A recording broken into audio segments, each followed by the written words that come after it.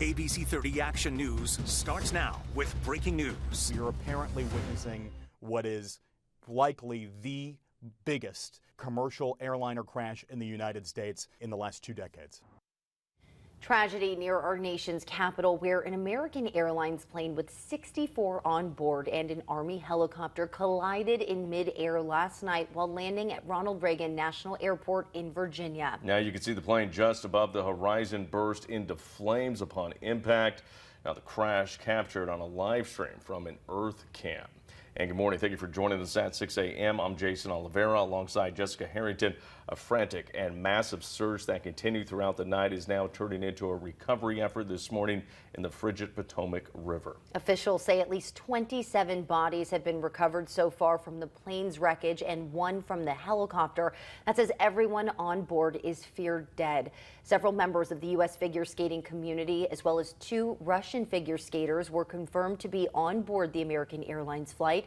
They were returning home from the National Development Camp held in conjunction with the U.S. Figure Skating Championships in Kansas. As Amy Kiley reports from our nation's capital, this could end up being the deadliest disaster in Washington, D.C. in decades.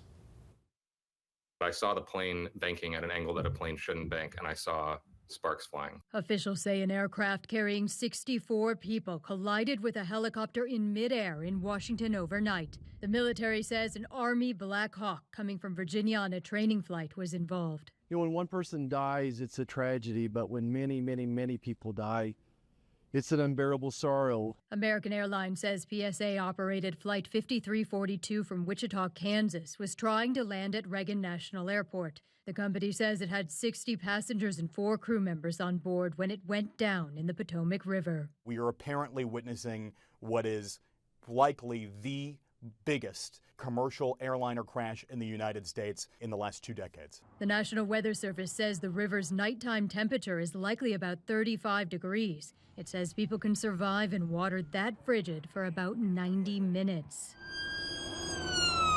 A source says nearly every law enforcement agency in the D.C. area has responded to the scene. Several are using divers. I'm just praying that somebody's pulling her out of the river right now. She texted me that they were landing in 20 minutes. The rest of my text did not get delivered. Experts say Reagan National Airport has unusual features that might have contributed to the collision. Is it military and commercial together on the same airport, and that can create problems. I'm Amy Kiley reporting. Be sure to stay with Action News for continuing coverage on the deadly mid-air collision near Washington, D.C. We'll have updates on this breaking story both on air and online.